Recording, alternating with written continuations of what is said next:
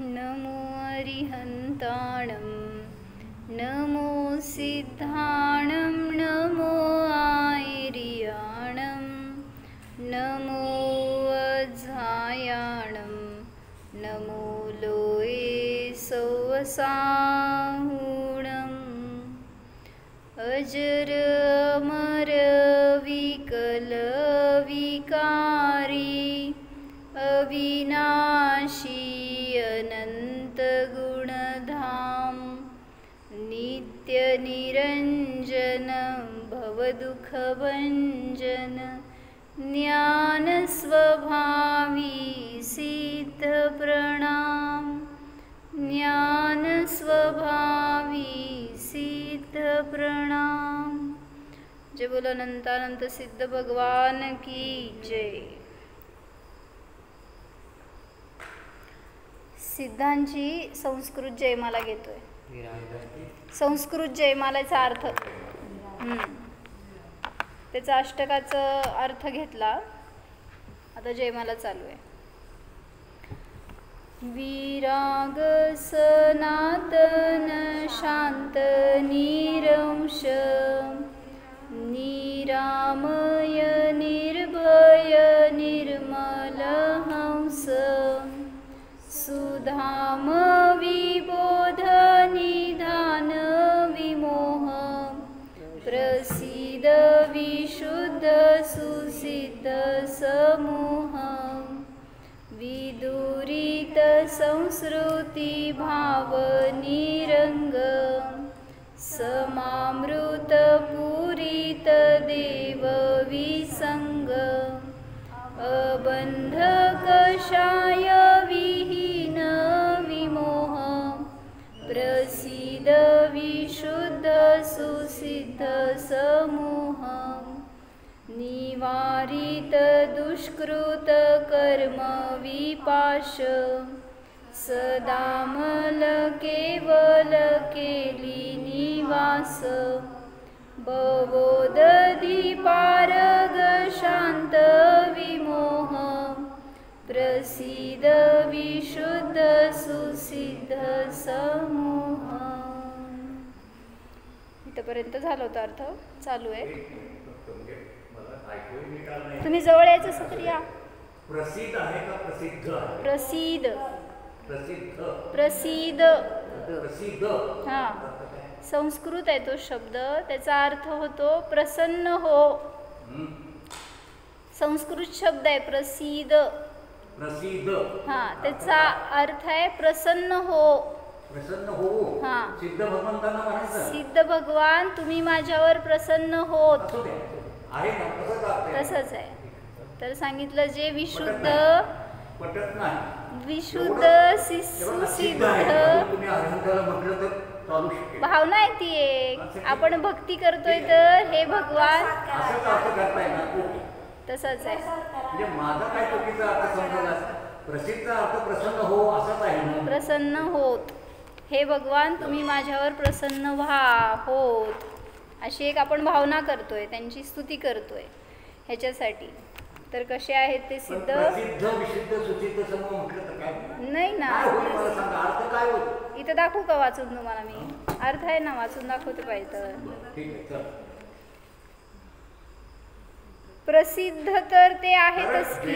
जयमालामध्ये सिद्धांच्या गुणांचं फक्त वर्णन आहे। हो की, मग सिद्धांच्या गुणांचं वर्णन असताना प्रसिद्ध कशाला? प्रसिद्ध गुण आहेत त्यांचे हे प्रसिद्ध आहे, सुसिद्ध आहे, सिद्ध समूह आहे, म्हणूनच प्रसिद्ध सांगायची आवश्यकता नाहीये। ठीक आहे, असेल तर तुम्ही चुकीचं बरोबर असू शकतं, नाही, सुद्धा असू शकतं। मी माझं नाही सांगतेय, ह्याच्यामध्ये ट्रान्सलेशन नाही की वाचून दाखवते तुम्हाला। प्रसिद्धच म्हणतो, ठीक आहे, मला ते म्हणायचे प्रसिद्धच्या ऐवजी ठीक आहे। हे बघा, प्रत्येक शब्दामध्ये थोडासा विचार करायला काय हरकत नाही असं मला वाटतं। प्रसिद्ध, प्रसिद्धपेक्षा प्रसिद्ध शब्द जास्त बरोबर वाटतो। असेल तर असू दे, तर ते त्याने लिहिलं असेल तर असू दे, आपल्याला त्याच्याबद्दल काय म्हणायचं नाही। परंतु सिद्धांचे काम, सिद्धाबद्दल आपण म्हणतोय। वाचून दाखवते की तुम्हाला मी, त्यांनी केलाय अर्थ।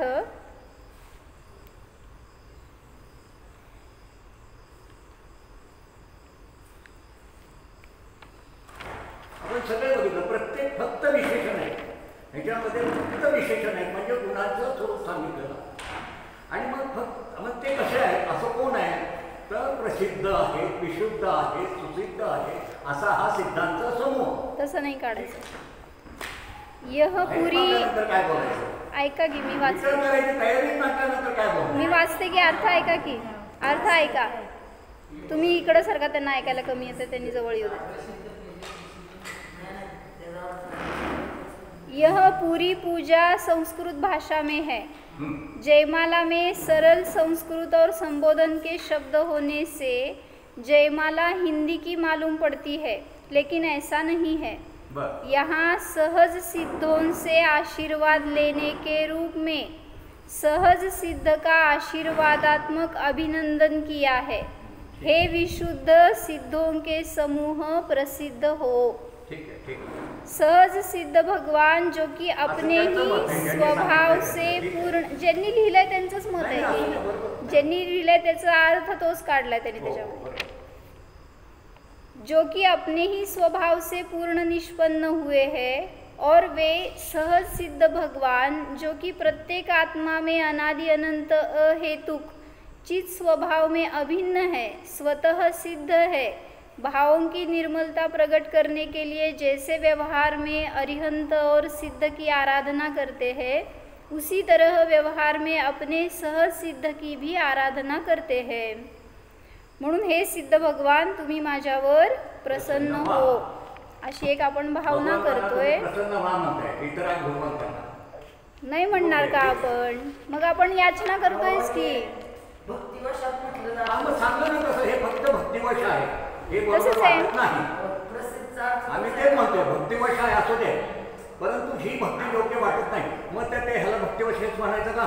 द्रौपदी को चीर बडाओ, सीतापती कमल. आता आपण अनेक जयमालांमध्ये, अनेक भजनांमध्ये, स्तोत्रांमध्ये पण त्यांना म्हणलंय तुम्ही माझ्यावर प्रसन्न व्हा म्हणून. बरोबर आहे. मग तो एक भाव आहे, एक प्रकारची भक्ती आहे. हे जेव्हा नाही, हे मला मस्त नाही, सर्वसाधारणपणे कोणीही सांगू दे, मी ऐकून घेईन. पण जेव्हा तुम्ही एवढा अभ्यास करता, नाही त्याचा जो अर्थ आहे, त्याचा जो अर्थ आहे तोच अर्थ आपण काढतो, आपल्या मनाचा अर्थ आपण नाही काढतो. मला एक सांगा फक्त, अभ्यासाच्या दृष्टीने प्रसन्न हो म्हणणार नाही का? प्रसन्न व्हा म्हणणं योग्य वाटतं का? एवढा फक्त एक वाक्यात सांगा, बाकी काय असू दे असू द्या. प्रसन्न हो आणि प्रसिद्ध शास्त्र जास्त बरोबर वाटतं. आपण आपलं नाही रचणार आहे. प्रसिद्ध मध्ये काहीही नाही. प्रसिद्ध एक त्यातलं विशेषण झालं, जसे अनंत विशेषण आहे त्यातलं हे विशेषण आहे. आपण नेहमी म्हणतो न बघता, त्यामुळे तुम्ही परत तेच म्हणून मी पुस्तकात बघितलं काय शब्द आहे. तर असं आहे, तर स्वीकार करायला पाहिजे. जसं सांगितलंय तसं त्याचा अर्थ आपण काढलाय, आपल्या मनाचं नाही आहे. जे त्यांनी जयमाला केली आहे त्याच्यामध्ये भगवंतांचं गुणगान करून सांगितलंय, पण ते गुणगान करून आपल्याला काय फायदा त्याचा? मग त्याच्यासाठी आपण त्यांना म्हणतोय की हे भगवान कृपा करा. माझा ऐका की एक मिनिट.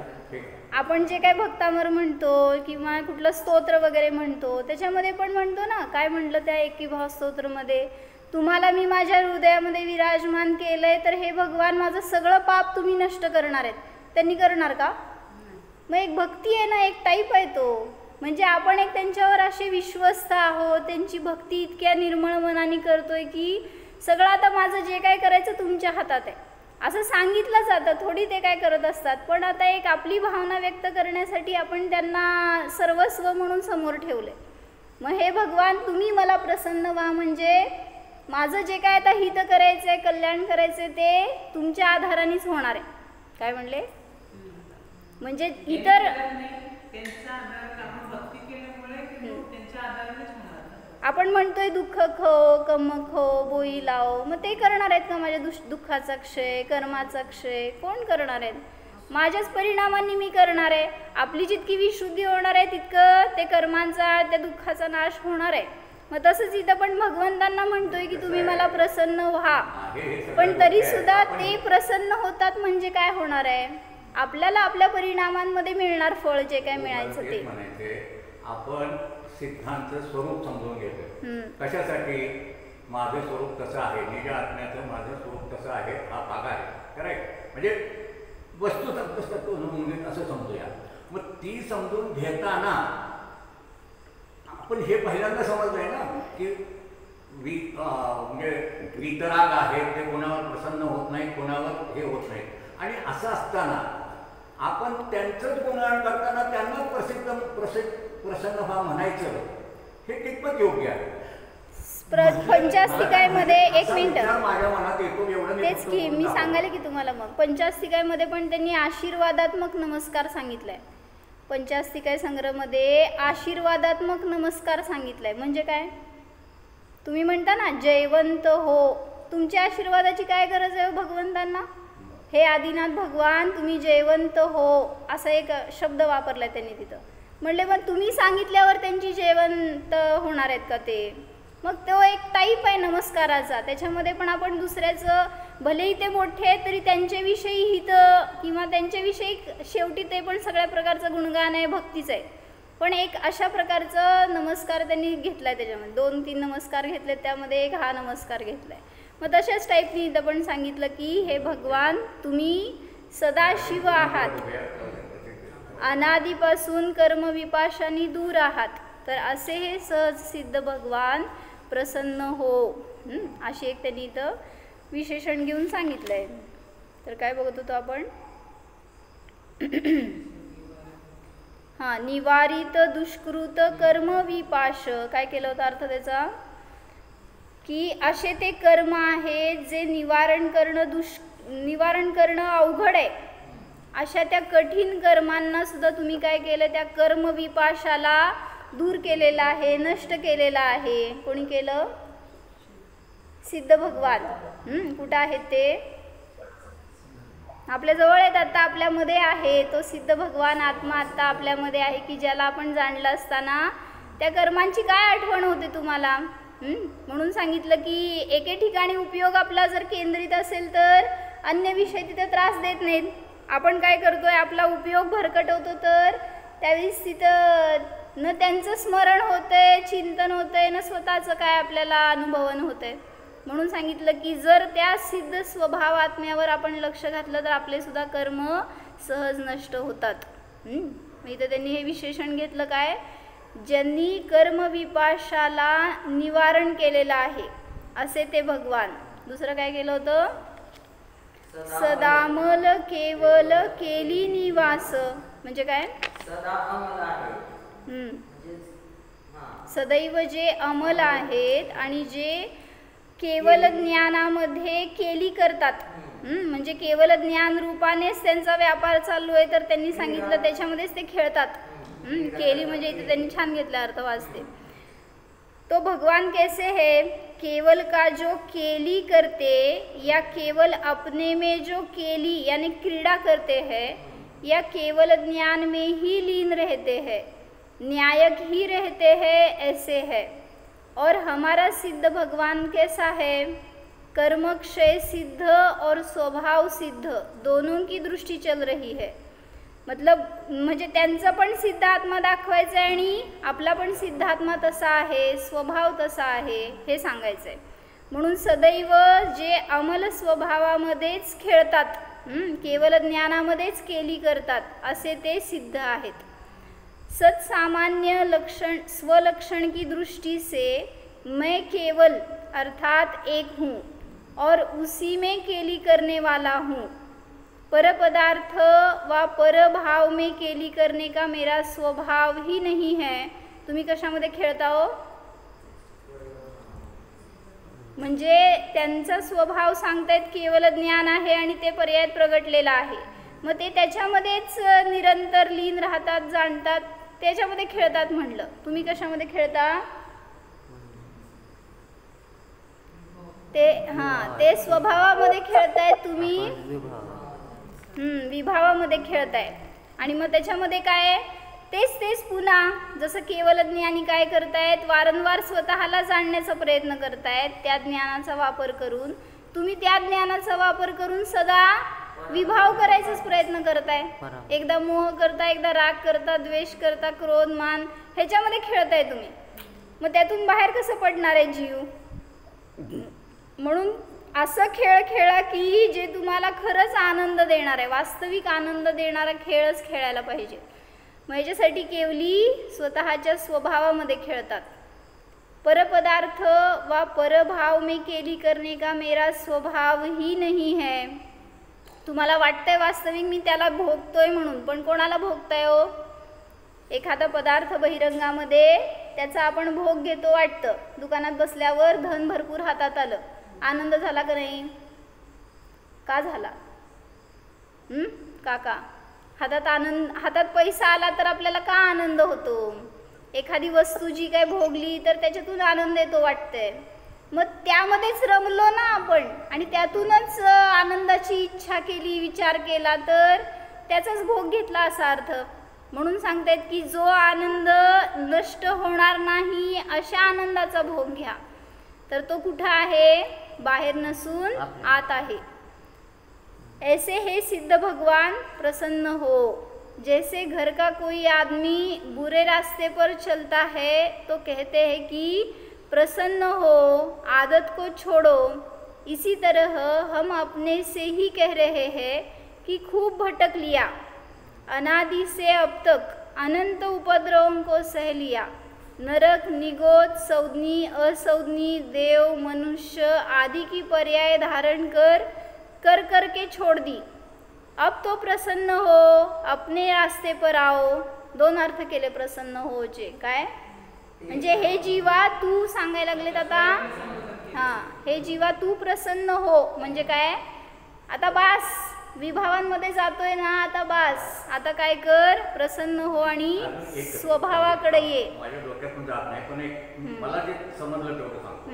प्रसिद्ध याचा संस्कृत अर्थ प्रसिद्ध होवो असं होत नाही, प्रसिद्ध व्हा असं होतं. प्रसन्न व्हा असं होतं. व्हा हो म्हणणं वेगळं आणि व्हा म्हणणं वेगळं. काय हो म्हणजे काय, व्हा म्हणजे काय? हो म्हणजे व्हावं अशी माझी फक्त अपेक्षा आहे. तुम्ही व्हा असं नाही, परंतु प्रसिद्ध या शब्दाचा अर्थ तुम्ही व्हा असं म्हटलं जातं.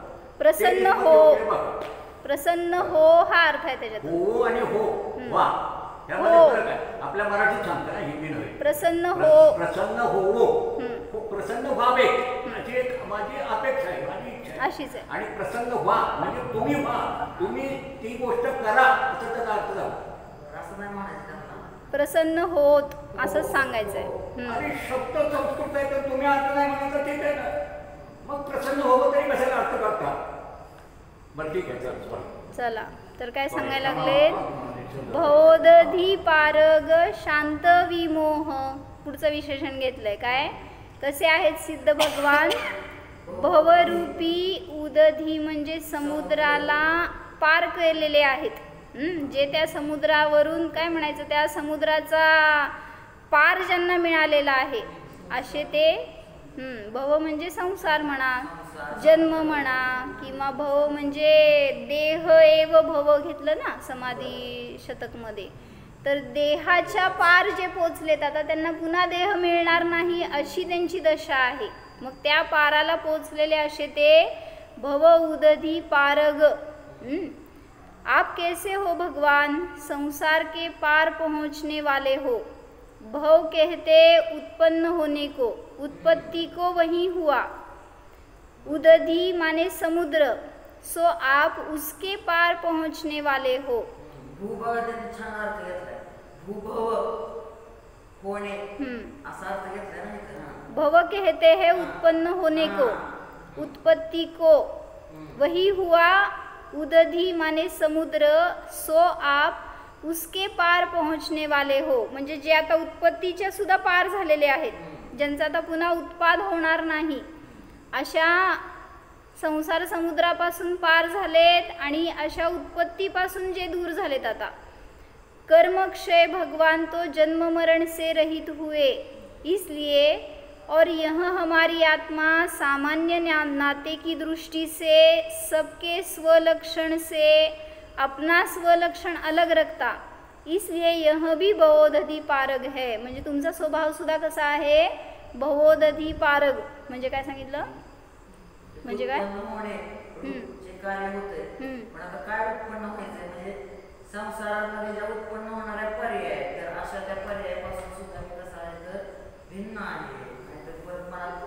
संसार संसारातून पार होणार. परिणाम तर होणारच आहे.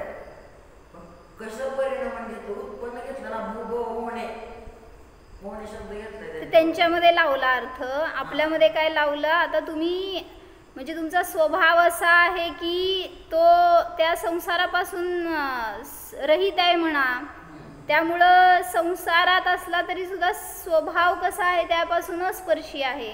यापेक्षेने भवदधीने पार आहे, जन्म मरणाच्या अतीत आहे, अनादि अनंत आहे. ऐसे हे विशुद्ध भगवन हम पर प्रसन्न हो. भव जन्म लेने को, भव यानी जन्म लेना, मरण को संसार नहीं कहते.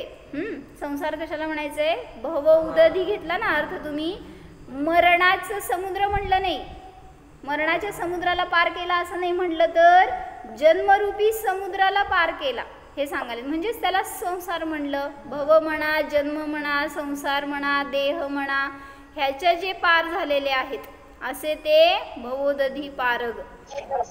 जन्म के बाहर जीवन है, याने जन्मल्यानंतर म्हणायचं तुम्हाला, जन्मानंतर भव पर्याय आहे, इसलिए जन्म ही संसार है, यही समुद्र हुआ. समुद्र के भीतर का पता नहीं रहता और छोर नहीं रहता, मगरमच्छ होते हैं. समुद्राचं का उपमा दिली आहे हे सांगतायत. भवाला समुद्र का म्हणायचं? कारण त्याला सीमा दिसत नाही ना त्याची, असं तो अथाह समुद्र आहे. त्यामुळं तुम्ही जेव्हा जन्म करताय, मरण करताय, सांगा कधी संपणार? म्हणा की आत्ता संपणार. जेव्हा मी स्वभावाला जाणलो तर कुठं जन्म आहे, मरण आहे, कुठं तो स्वविकल्प आहे आपल्याला. मग सांगतायत की तुम्ही जर बद्ध आहे, तिथूनच सांगितलं समुद्र के भीतर का पता नाही, त्या समुद्राचं दोन छोर माहीत नाही, त्याचं खोली माहीत नाही. त्यामुळं असा तो अथांग समुद्र आहे, तसा अथांग तुमचं संसार आहे, ज्याला की न खोली माहीत आहे, न पार माहीत आहे, आणि परत त्याच्यामध्ये मगरमच्छ आहेत. आता काय करायचं? काय म्हणा बघू, भक्तामृत स्तोत्रामध्ये सांगितलं त्यांनी.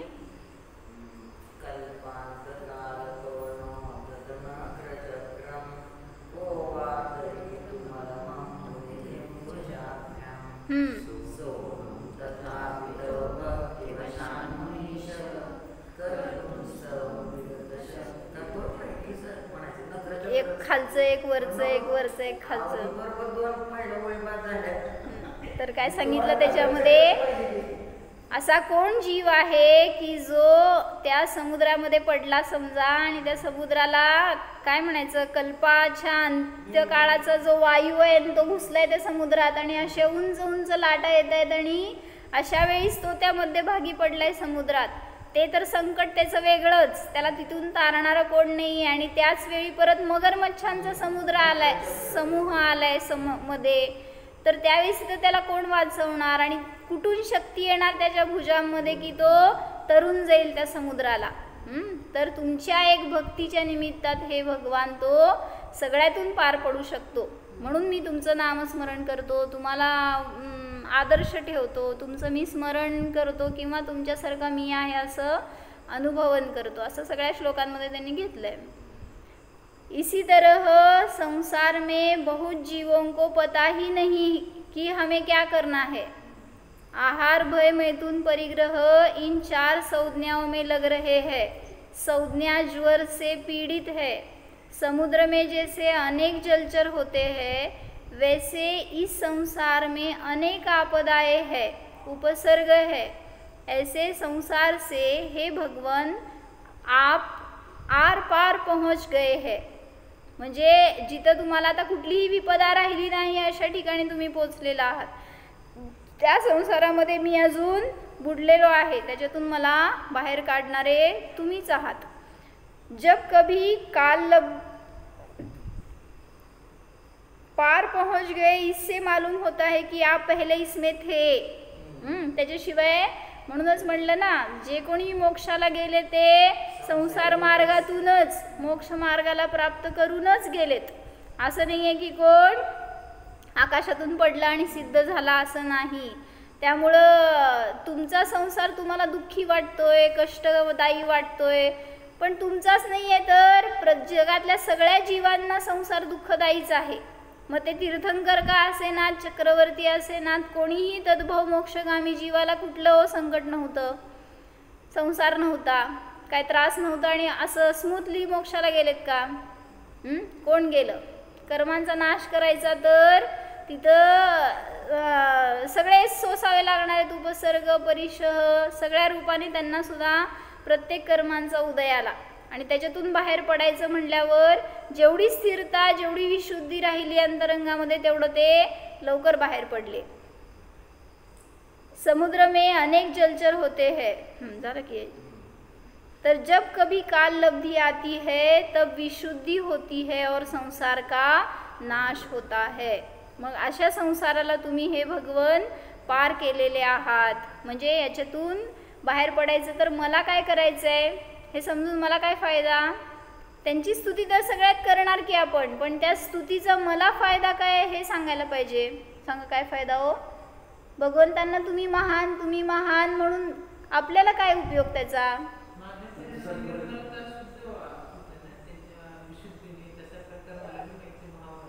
बर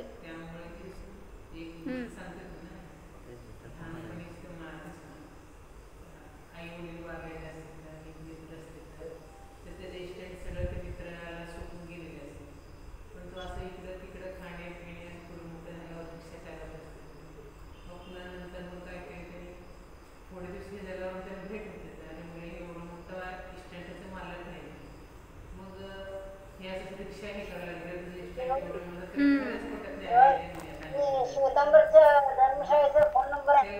त्याला काय वाटतं, त्या मित्र आहे वडिलाचा मित्र आहे ना, तो सांगितले म्हणून तो काय झाला धनी बनले.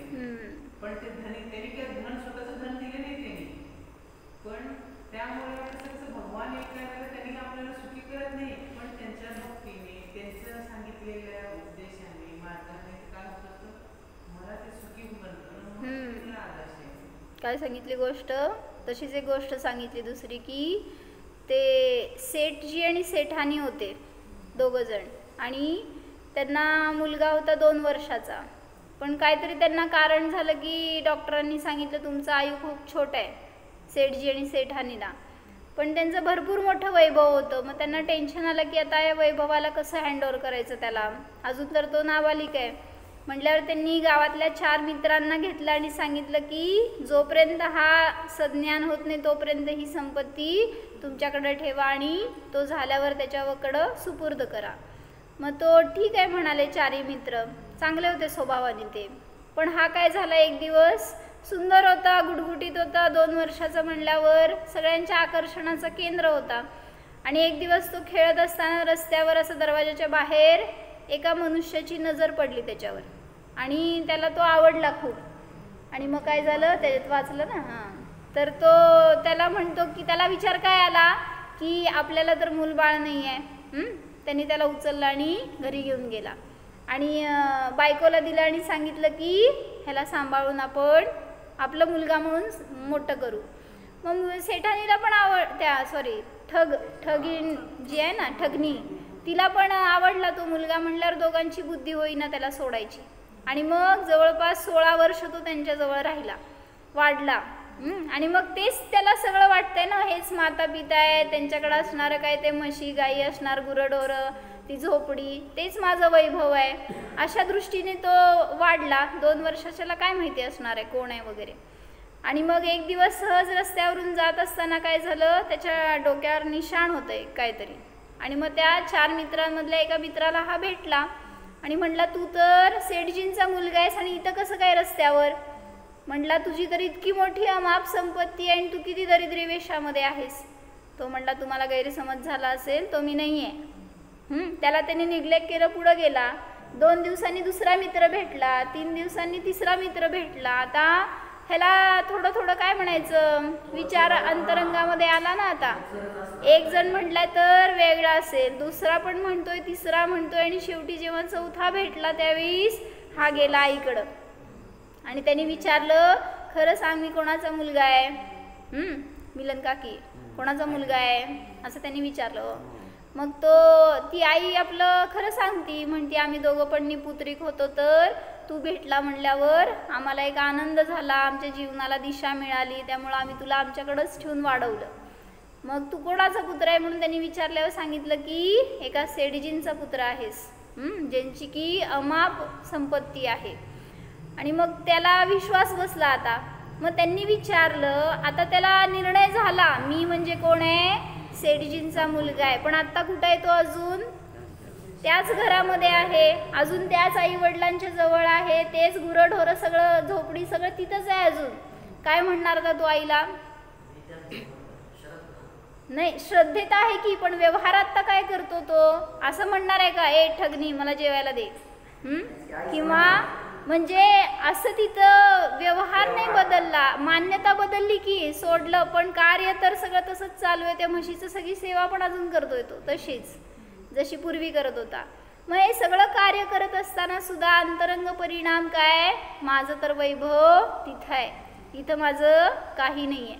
मग तसं त्याच्यावरून सांगितलं काय की तुम्ही आत्ता जरी संसारामध्ये आहे, जरी सगळ्या व्यापामध्ये आहे, तरी सुद्धा तुमची दृष्टी कुठं असायला पाहिजे हो, तुमची मान्यता काय असायला पाहिजे. तुम्हाला वाटते त्या धनामध्ये आपलं सुख आहे, तुम्हाला वाटते परिवार चांगला तर मी सुखी. मग तिथं त्यांनी सांगतायत मान्यता फक्त बदला की माझं सुख तर इथं आहे. जरी राहताय सगळं करताय व्यवहार, तरी सुद्धा त्याच्यामध्ये जर विचार बदलले हे, तर तिथंच मोक्षमार्ग सुरू झाला आणि तिथंच त्याला आनंदाची प्राप्ती होते. म्हणजे तिथंच सांगितलं संसाराला आळा बसणार, जिथं आपली मान्यता बदलली तिथंच. तर इथं एक वर्णीजींनी शंका समाधान घेतलंय, चांगलं वाटलं मला, आता मी वाचलं होतं. सर्वज्ञ असतात ना, तर सर्वज्ञांविषयी त्यांनी एक प्रश्न विचारलाय. सर्वज्ञ कोणाला म्हणायचो? अरिहंत सर्वज्ञ आहेत, सिद्ध सर्वज्ञ आहेत. सर्वज्ञ म्हणजे काय?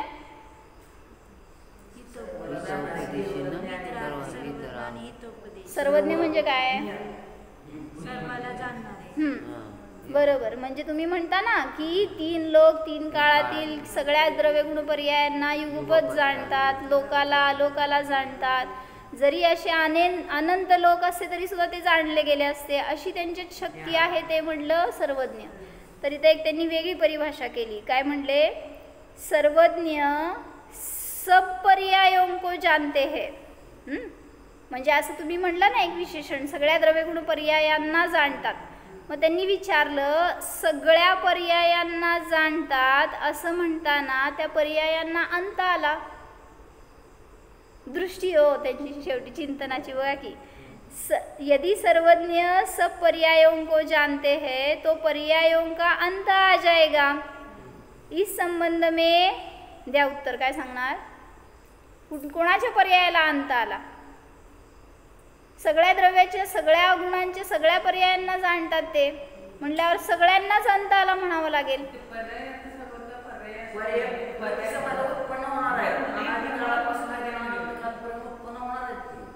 मग अनंत पर्यायांना जाणतात म्हणाला ना तुम्ही. माझी पूर्व पर्याय काय, पुढं काय, अनंत सगळ्या पर्यायांना जाणतात म्हणजे शेवट आला का नाही त्याला?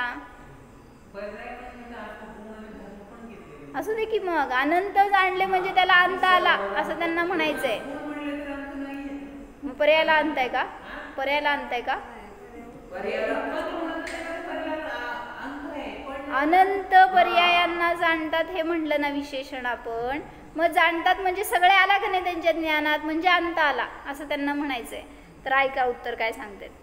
आगम में स्पष्ट उल्लेख है कि भावी अनंत पर्यायों को केवल ज्ञान अनंत रूप से जानता है. म्हणजे एवढ्यातच सांगून टाकलं उत्तर. काय? अंत रूपाने नाही तर अनंत रूपानेच जाणतात ते. अनंत पर्यायों को शांत रूप से जाने तो मिथ्या है. यहाँ इतना सर्वत्र जानना कि सर्वज्ञ देव सर्वगुण पर्यायों को जानकर भी निर्विकल्प है, विकल्प रूप से नहीं जानते. हम लोग छद्मस्त भी तो किसी न किसी प्रकार से कुछ भूत भविष्य की बात समझते हैं, अवधिज्ञानी भी समझते हैं, प्रत्यक्ष जान लेते हैं. तो जिनके ज्ञानावरण का पूर्ण क्षय हो चुका वे समस्त भूत भावी पर्यायों को जान ले तो इसमें आश्चर्य नहीं. किंतु यथार्थ ज्ञान का यथार्थ परिचय है. म्हणून काय समजलं? अनंत रूपाने जाणतात, त्यामुळे त्याला काय अंत आला असं म्हणायची गरज नाही. त्यातून तसा अर्थ निघत नाही की त्या अनंताला जाणतात म्हणजे त्या पर्याय संपणार आहेत किंवा पर्याय शेवटची कुठली आहे त्यांना समजलं असं नाही आहे. अनंतच आहेत असंच रूपाने जाणलं.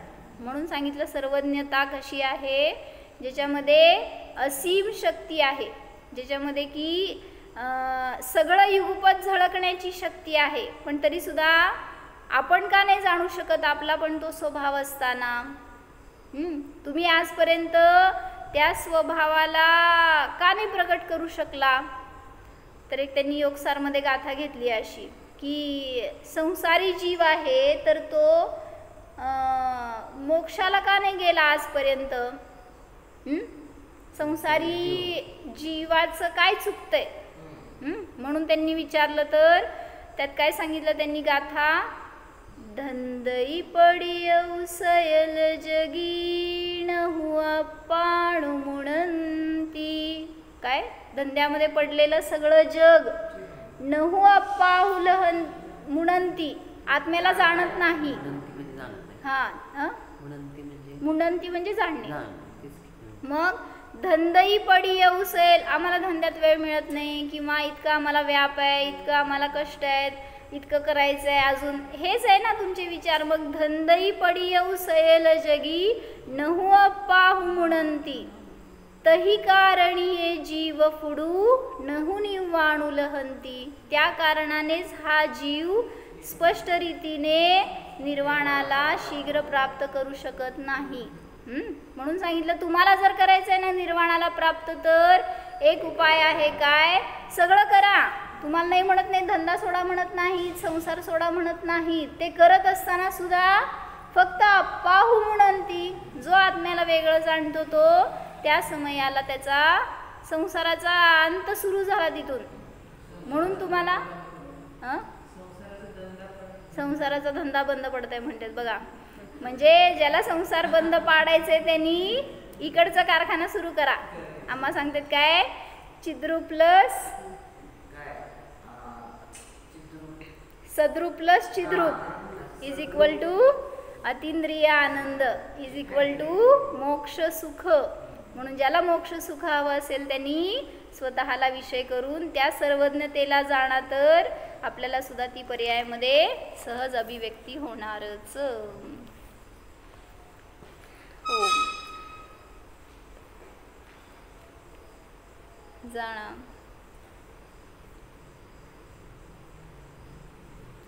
हा मी सर्वज्ञ स्वभावी जीव आहे. स्वतःच्या ज्ञानाच्या शक्तीला जाणा.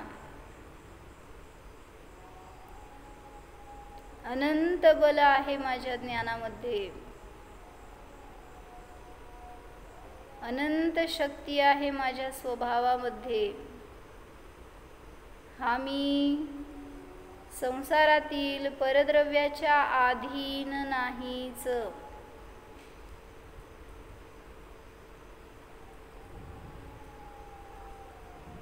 माझे सुख माझ्यामध्येच खचित आहे, सुरक्षित आहे, अनादि अनंत आहे.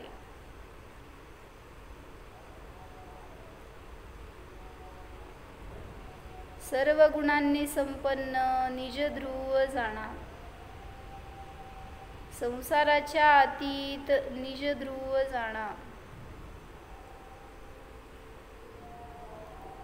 निर्दोष स्वरूपोऽहम् सर्वज्ञ स्वरूपोऽहम्.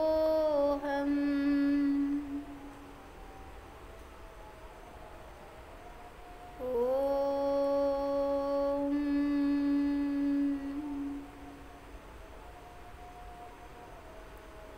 विसर्जन. नमो अरिहंताणम्.